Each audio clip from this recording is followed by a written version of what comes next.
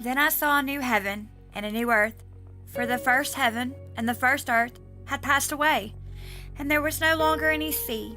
I saw the holy city, the New Jerusalem, coming down out of heaven from God, prepared as a bride, beautifully dressed for her husband.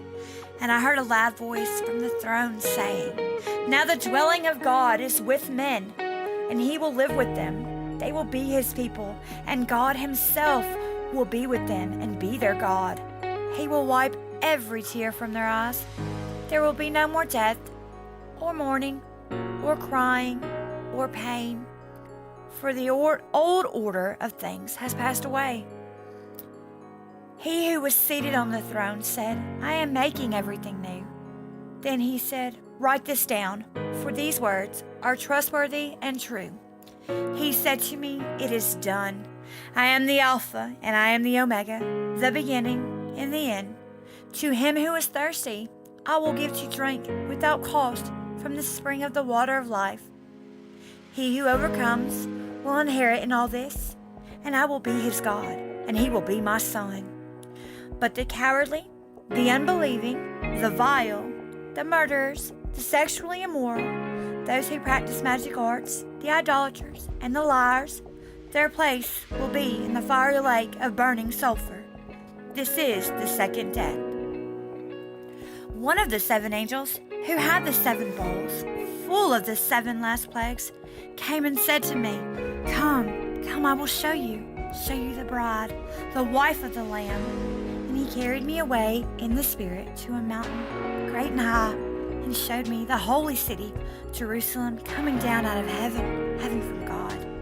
It shone with the glory of God, and its brilliance was like that of a very precious jewel, like jasper, clear as crystal. It had a great high wall with 12 gates, and with 12 angels at the gates.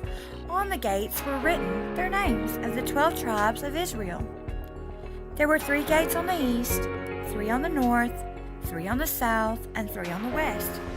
The wall of the city had 12 foundations, and on them were the names of the 12 apostles of the Lamb. The angel who talked with me had a measuring rod of gold to measure the city, its gates and its walls.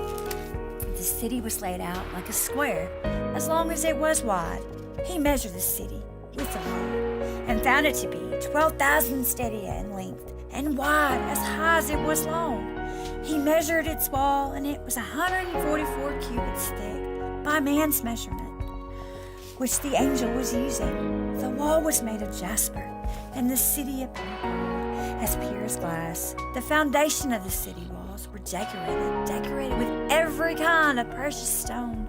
The first foundation was jasper, the second, sapphire, the third, chalcedonian, the fourth, emerald, the fifth, sardonyx, the sixth, carnelian, the seventh, chrysolite, the eighth, beryl, the ninth, topaz, the 10th, chrysoprase, the 7th, jacinth, and the 12th was amethyst.